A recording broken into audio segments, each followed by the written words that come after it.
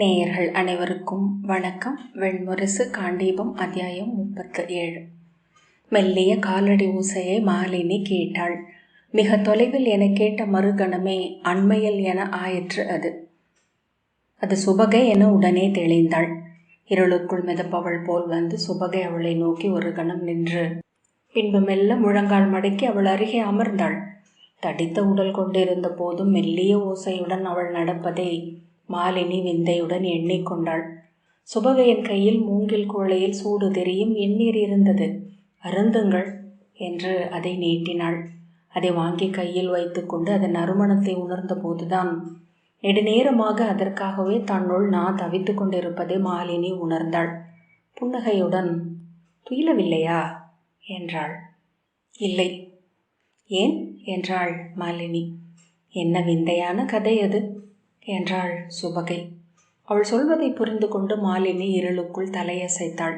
5 முகங்கள் என்றாள் சுபகை. ஒவ்வொன்றையும் திருப்பி திருப்பி போட்டு உளம் மீட்டிக் கொண்டிருக்கையில் 5 பெண்ணுருவங்களும் 5 முகங்களை அணிந்த ஒரு முகம் என்றும் 5 பெண்களின் ஒரே முகம் என்றும் தோன்றியது. மாலினி, செல்லும் இடமெல்லாம் முகம் தேடி அலைபவன் என்கிறாயா என்றாள் சுபகை. நான் அதைத்தான் எண்ணிக்கொண்டிருந்தேன். அந்த ஓரிரவில் எண்ணில் அவர் எதையோ தேடுகிறார் என்று நான் எண்ணியது பிழை. அன்றிரவு அவர் என் வழியாக எங்கும் கடந்து செல்லவில்லை. எதற்கும் என்னை நிகர் வைக்கவும் இல்லை. அன்று உடல், உள்ளம், ஆன்மா 3ஐயும் எனக்கு அளித்திருந்தார். முற்றிலும் என்னுடனேயே இருந்தார். ஐயமே இல்லை. அன்றொரு நாள் அவர் உள்ளத்தில் அரசியாக இருந்தேன் என்று உறுதியாக உணர்கிறேன். இத்தனை ஆண்டுகள் என்னை நிறைவுறச் செய்து இன்றென இருக்க வைத்தது அந்நிறைவே. நீரென ஒளியென எங்கும் சூழலுக்கேற்ப முற்றிலும் உருமாறிக்கொள்ள அவனால் முடியும். எதுவும் எஞ்சாது விட்டு செல்லவும் முடியும் என்றாள் மாலினி. ஆம் என்றாள் சுபகை. இந்த நூல்கள் அனைத்தும் அவரை புனைந்து காட்டுகின்றன. இப்புனைவுகளில் எவை விடப்பட்டிருக்கிறதோ அவற்றை கொண்டு நாம் புனைவதே அவருக்கு இன்னும் அணுக்கமாக இருக்கும் என்று தோன்றுகிறது. மாலினி, அவ்வண்ணம் 1000 பேர் இயற்றும் 1000 புனைவுகளுக்கு அப்பாலும் ஒன்று மிஞ்சி இருக்கும் என்றாள். அதை அறிந்தவன் தான் மட்டுமே என நம்பும் 1000 பெண்கள் இருப்பார்கள்.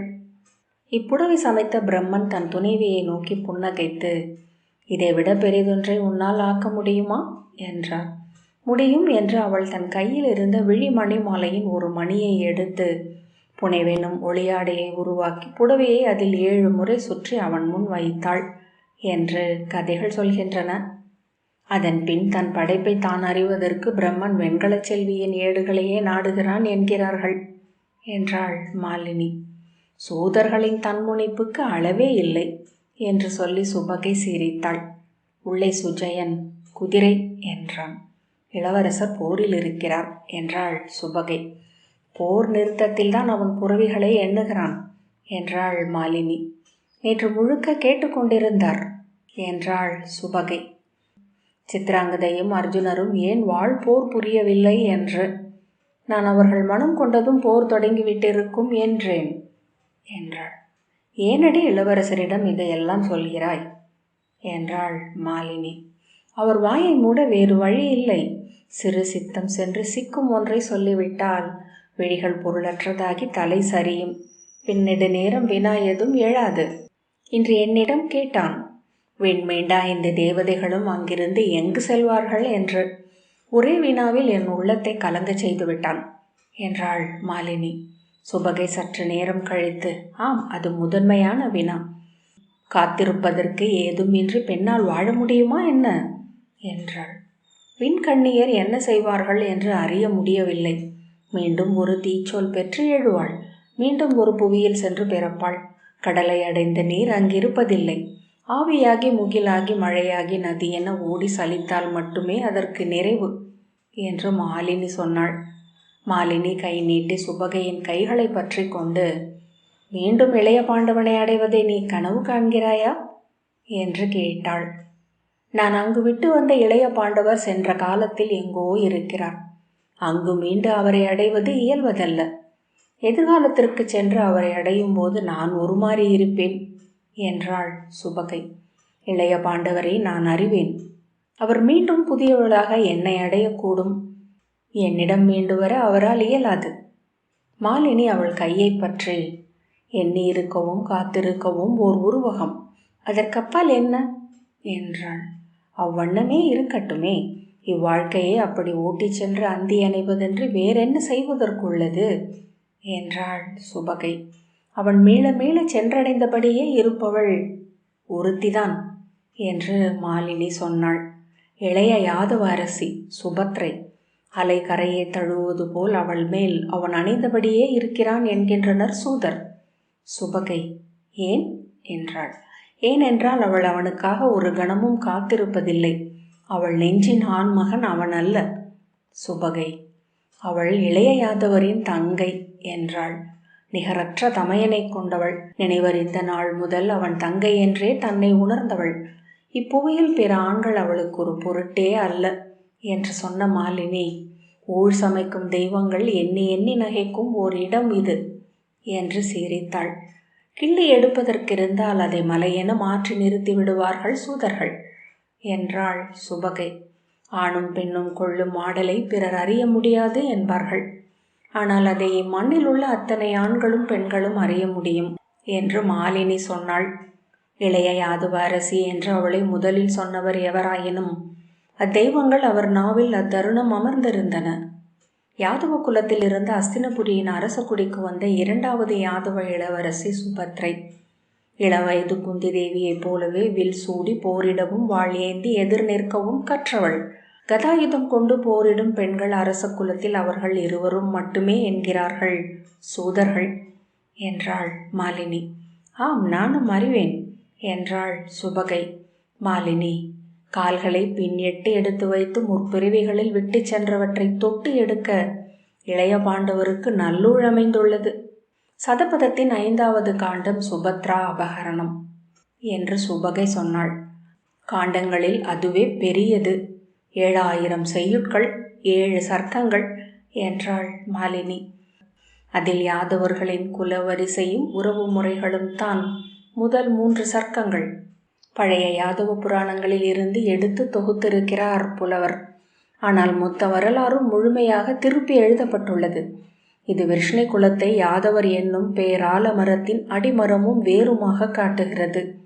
கார்த்தவீரியரின் கதையிலிருந்து நேராக சூரசேனருக்கு வந்து விடுகிறது.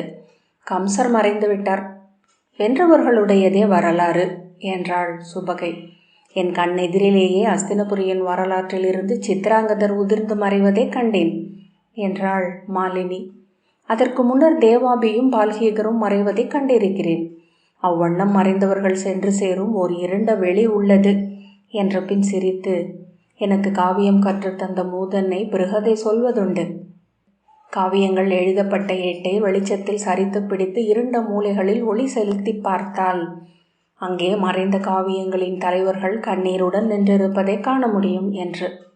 மறைந்த காவியங்கள் உதிரும் இலைகள். அவை மட்கி சூதர்களின் வேருக்கு உரமாகின்றன. புதிய தளிர்கள் எழுகின்றன என்று சுபகை சொன்னாள். மாலினி இனி பாரத வருஷத்தின் வரலாறே யாதவர்களால் தான் எழுதப்படும். வரலாறு ஒரு எளிய பசு. அதை ஓட்டிச் செல்லும் கலையறிந்த ஆயன் இளைய யாதவன். சுபகை சுபத்ரை கவர்த்தலை மீண்டும் வாசிக்க விழைகிறேன் என்றாள். எடுத்து வா என்றாள் மாலினி. ஏட்டுச் சுவடியையும் நெய்ச்சுடர் எரிந்த அகல் விளக்கையும் கொண்டு சுபகை அருகே வந்து அமர்ந்தாள். இளைய பாண்டவன் பிரபாச தீர்த்தம் நோக்கி செல்லும் விவரணையிலிருந்து தொடங்கு என்றாள் மாலினி. பிரபாச தீர்த்தத்திற்கு அவர் ஏன் சென்றார் என்றாள் சுபகை ஏட்டை புரட்டி கொண்டே. சித்ராங்கதையின் மைந்தன் பப்ருவாகனன் 8 வசுக்களில் ஒருவனாகிய பிரபாசனின் மானுட வடிவம் என்று நிமித்திகர் கூறினார். தர்மதேவனுக்கும் பாதாள தேவதையாகிய பிரபாதைக்கும் பிறந்த மைந்தனாகிய பிரபாசன் இளமையில் பாதாளத்தின் இருளை உடலில் கொண்டிருந்தான். அவன் கொண்ட மறுவை அகற்ற மண்ணில் ஒளியே நீரென தேங்கிய சுனை ஒன்றை தர்மதேவன் கண்டு கொண்டான். அது பிரபாச தீர்த்தம் என்று அழைக்கப்பட்டது என்றாள் மாலினி. 7 தண்டகாரண்யத்திற்கும் சூரிய நிலத்திற்கும் நடுவே இருக்கும் பிரபாச தீர்த்தத்திற்கு சென்று தன் மைந்தனுக்காக வேண்டுதல் செய்ய அர்ஜுனன் விழைந்தான் என்று சுபகை வாசித்தாள். தேவாரண்யத்தில் இருந்து கிளம்பி தண்டகாரண்யத்திற்குள் சென்று அங்கே முனிவர்களையும் சூதர்களையும் சந்தித்தான். மேற்கு மலைகளின் உச்சியில் சௌராஷ்டிர நாட்டுக்குள் இருக்கும் பிரபாச தீர்த்தம் பற்றி அவர்களிடமிருந்து கேட்டு அறிந்து கொண்டு அத்திசை நோக்கி சென்றான். பிரபாச தீர்த்தம் மேற்கு மலை தொடர் என்னும் நாகத்தின் படமாகிய அஷ்டசிரஸ் என்னும் மலையின் உச்சியில் 108 மலை வளைவு பாதைகள் சென்றடையும் இறுதியில் இருந்தது. வசந்த காலத்தில் மட்டுமே அங்கு பயணிகள் செல்வது வழக்கம். 41 நாட்கள் நோன்பு எடுத்து உடல் வருத்தி கால் பயின்று அம்மலை வளைவுகளில் ஏறி அங்கு சென்று தூணீராடி மீள்வது வேசரத்தில் புகழ்பெற்ற வழக்கம். முன்பு சத்திரியர்களை கொன்ற பழி தீர்ப்பதற்காக அனல் குலத்து அந்தணனாகிய பரசுராமன் வந்து நீராடிச் சென்ற 108 நறுஞ்சுனைகளில் ஒன்று அது என்று புராணங்கள் கூறின. கொலைப்பழி, வஞ்சப்பழி, பெண்பழி, பிள்ளைப்பழி தீர அங்கு சென்று நீராடுவது உகந்ததே என்றன மூதாதையர் சொற்கள். இளவேனில் தொடக்கத்தில் சிறு சிறு குழுக்களாக வழியில் உண்ண வேண்டிய உணவு ஒரு முடியும். அங்கே சுனைக்கரையில் அமர்ந்து பிரபாசனுக்கு அளிக்க வேண்டிய பூசணை பொருட்கள் மறுமுடியும் என இருமுடி கட்டி தலையில் ஏற்றி நடந்து சென்றார்கள் நீராடுனர். அவர்கள் தங்குவதற்காக 7 வளைவுகளுக்கு ஒரு முறை கல் மண்டபங்களை கட்டியிருந்தனர் அருக நெறியினராகிய வணிகர். விழாக்காலம் ஆகையால் அவற்றை சுற்றி மூங்கில் தூண்களின் மேல் ஈச்சமர ஓலைகள் வேய்ந்து கொட்டகைகள் போட்டிருந்தனர். அங்கே பயணிகளுக்கு உணவும் இந்நீரும் அளிக்க முறை செய்திருந்தனர். பிரபாச தீர்த்தத்திற்கான வழியில் வசந்த காலத்திலும் பின்மாலை தோறும் மூடு பனி இறங்கி காடு முற்றிலும் மூடி குளிர் எழுந்து தோல் நடுங்கும். முதல் கதிர் மண்ணில் பட்டதுமே கிளம்பி கதிர்மறையும் நேரம் வரை நடந்த பின்பு அருகே இருக்கும் சத்திரத்தை அடைந்து அங்கு ஓய்வெடுத்து மீண்டும் பயணம் தொடருவதே நீராடுனரின் வழக்கம். இரவில் மலை இறங்கி வரும் கொலை விலங்குகளாலும் கந்தர்வர்களாலும் பாதாள தெய்வங்களாலும் மானுடருக்கு அரியதென ஆகும் அக்காடு. நீண்ட தாடியும் தோளில் புரண்ட குழலுமாக வேடர்களுக்குரிய மூங்கில் வில்லும் நாணல் அம்புகளும் ஏந்தி இடையே புலித்தோல் ஆடை சுற்றி முதல் விடுதியாகிய ஸ்ரீதுர்க்கத்திற்கு அர்ஜுனன் வந்து சேர்ந்தபோது மூடு பனி நன்கு சரிந்து விட்டிருந்தது. தொலைவில் விடுதியின் பந்த ஒளி எழுந்து பனித்திரைக்கு அப்பால் செந்நிற மை ஊறி நீரில் கலக்கியது போல் தெரிந்தது. பல 100 துணிகளால் மூடப்பட்டு ஒலிப்பது போல் பேச்சு குரல்கள் கேட்டன. விழியும் செவியும் கூர்ந்து பாம்புகளுக்கு எச்சரிக்கையாக நீள்கால் எடுத்து வைத்து நடந்து அவ்விடுதியை அடைந்த போது பனிப்பட்டு அவன் உடல் நனைந்து சொட்டி கொண்டிருந்தது. குளிரில் துடித்த தோல் தசைகளுடன் கிட்டித்த பற்களுடன் ஐயன்மீர் வடதிசையில் இருந்து வரும் சத்திரியன் நான், பிரபாச தீர்த்தம் செல்லும் பயணி. இங்கு நான் தங்க இடம் உண்டா என்று மூடு பனித்திரை நோக்கி வினவினான். அப்பால் கலைந்து ஒலித்து கொண்டிருந்த பேச்சு குரல்கள் அமைந்தன. ஒரு குரல் யாரோ கூவுகிறார்கள் என்றது. இந்நேரத்திலா? அவன் மானுடன் அல்ல, கந்தர்வனின் சூழ்ச்சியது என்றது பிரிதொரு குரல். யார் அது என்ற குரல் அணுகி வந்தது. நான் வடதிசை சத்திரியன், பிரபாச தீர்த்த பயணி, இங்கு தங்க விரும்புகிறேன் என மீண்டும் சொன்னான் அர்ஜுனன். ஒரு அகல் விளக்கு சுடர் ஒளி கொண்ட முகில் ஒன்றை தன்னை சுற்றி சூடியபடி எழுந்து மூடு பனியில் அசைந்து நாற்புறமும் விரிந்தபடி அவனை நோக்கி வந்தது. அதற்கு அப்பால் எழுந்த முதிய முகத்தில் கீழிருந்து ஒளி விழுந்தமையால் கண்கள் நிழல் கொண்டிருந்தன. உங்கள் பெயர் என்ன வீரரே என்று அவர் கேட்டார். பாரதன் என்று என்னை அழைக்கிறார்கள் என்றான் அர்ஜுனன். தனியாக எவரும் பிரபாச தீர்த்தம் வரை செல்வதில்லை என்றார் முதியவர். எவ்வழியிலும் தனியே செல்வதே என் வழக்கம் என்று அர்ஜுனன் சொன்னான். புன்னகைத்து, தலைமை ஏற்பவரே தனியாகச் செல்கிறார்கள். நீர் வீரர் அல்ல, அரசர் என்று உணர்கிறேன். எவர் என்று நான் வினவப் போவதில்லை. வருக என்றார் முதியவர். நடந்தபடி, என் பெயர் ஸ்ரீமுதன். பெருவணிகர் சந்திரபிரபரின் செல்வம் பெற்று இங்கு இந்த விடுதியை நடத்துகிறேன். இப்போது பிரபாச தீர்த்தம் நோக்கி செல்லும் பயணம் தொடங்கி இருப்பதால் 12 ஏவலர்களுடன் இங்கிருக்கிறேன் என்றார். பிற நாட்களில் நானும் என் மனைவியும் மட்டிலுமே இருப்போம். வாரத்திற்கு ஒரு நாள் கூட பயணி என எவரும் வருவதில்லை. அர்ஜுனன், நான் உணவுண்டு 1 நாள் ஆகிறது என்றான். நல்லுணவு இங்கு உண்டு, ஆனால் சத்திரியருக்குள்ள ஊனுணவு அளிக்கும் முறை இங்கு இல்லை.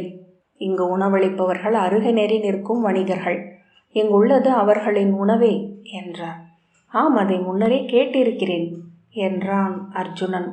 கிழவரை தொடர்ந்து கல்மண்டபத்து கூடத்திற்குள் நுழைந்த அர்ஜுனனை நோக்கி அங்கிருந்து ஒரு விழிகள் திரும்பின. கரிய கம்பளிகளை போர்த்தி மர உரி விரிப்பு விரித்து அதன் மேல் உடல் குவித்து அமர்ந்து அவர்கள் பேசிக்கொண்டிருந்தார்கள். இவர் இங்கு தங்க வந்த சத்திரியர் என்றார் ஸ்ரீமுதர். பிரபாச நோன்பு நோக்காமல் மேலே செல்வது வழக்கமில்லை என்று ஒருவர் சொன்னார். நானும் அந்நோன்பிலே இருப்பவன்தான் என்று சொன்னான் அர்ஜுனன். ஒருவேளை உணவு அணிகலன் அணியலாகாது, வண்ண ஆடைகள் துரத்தல் வேண்டும், 41 நாள் மகளிருடன் கூடுவதும் மறுக்கப்பட்டுள்ளது என்றார் இன்னொருவர். புன்னகைத்து 6 மாதங்களாக அந்நோன்பிலே இருக்கிறேன் என்றான் அர்ஜுனன். பிரபாச தீர்த்தத்தை எங்கனம் அறிந்தீர் என்றான் ஒருவன். இங்கு கீழே உள்ள சகரபதம் என்னும் ஆயர் சிற்றூரை அடைந்தேன். அங்கு 3 நாட்கள் தங்கியிருந்தேன். அவ்வழியாக செல்லும் பயணிகளின் பாடலை கேட்டேன். பிரபாச தீர்த்தத்திற்கு செல்கிறோம் என்றார்கள். நானும் அங்கு செல்லலாம் என்று எண்ணினேன். அது பழி தீர்க்கும் சுனை என்று அறிவீரா என்றான் ஒருவன். ஆம் என்று அர்ஜுனன் சொன்னான். பெரும் பழி செய்தவரோ என்றான் அவன். அவன் விழிகளை நேர் நோக்கி இல்லை, பிழையென எதையும் மாற்றவில்லை என்றான் அர்ஜுனன். ஆனால் இனி பிழையாற்றக்கூடும் அல்லவா? ஸ்ரீமுதர். ஆம், செய்த பிழை மட்டும் அல்ல, செய்யா பிழையும் பழி கொள்வதே என்றார். அவை என்ன பிழை எனப்படுகின்றன? 1000 பிழைகளின் தலைவாயிலில் நின்று ஏங்கி தயங்கி மீள்வதே மானுட இயல்பு. அப்பழிகளும் அவனை சூழ்ந்து உயிர் இருக்கும் கணம் வரை வருகின்றன. இச்சுனை அனைத்தையும் களைந்து கருவறை விட்டு எழும் புது மகவு போல் நீராடுபவரை மாற்றுகிறது என்றார் ஒரு கிழவர். அர்ஜுனன் புன்னகைத்து இங்கிருந்து தவழ்ந்து திரும்பி செல்ல விழைகிறேன் என்றான். அங்கிருந்த பலர் நகைத்தனர். முதியவர்கள் அவர்களை திரும்பி நோக்கி விழிகளால் அதட்டி அமையச் செய்தார்கள். வீரரே, வந்து உணவு உண்ணுங்கள் என்றார் ஸ்ரீமுதர். அவர் கையின் அகல் ஒலியை தொடர்ந்து பின்கட்டுக்கு சென்று அங்கு விரிக்கப்பட்டிருந்த நாணல் பாயில் அர்ஜுனன் அமர்ந்து கொண்டான். நீராடிய பின்னரே மலையேற தொடங்கி இருப்பீர். குளிரில் பெரிதொரு நீராட்டு தேவையில்லை என்றார். பெரிய கொப்பரையில் இளவெந்நீர் கொண்டு வந்து வைத்தார். அவரது ஏவலன் ஒருவன் அப்பங்கள் கொண்டு வரலாமா என்றான். ஸ்ரீமுதர். கீரை அப்பங்கள். அருகரின் உணவென்பதில் நறுமண பொருட்களும் மண்ணுக்கு அடியில் விளையும் பொருட்களும் விலங்கோ நுண்ணுயிரோ பேணும் பொருட்களும் இருப்பதில்லை. கீரைகளை வஜ்ரதானியத்துடன் அரைத்து வாழைப்பழம் கலந்து வாழை இலையில் பொதிந்து ஆவியில் வேக வைத்த அப்பங்கள் இனிதாகவே இருந்தன. அர்ஜுனன் உண்ணுவதை நோக்கி முகம் மலர்ந்த ஸ்ரீமுதர். இங்கு வரும் அனைவரும் பெரும் பசியுடன் தான் அணுகுகின்றனர்.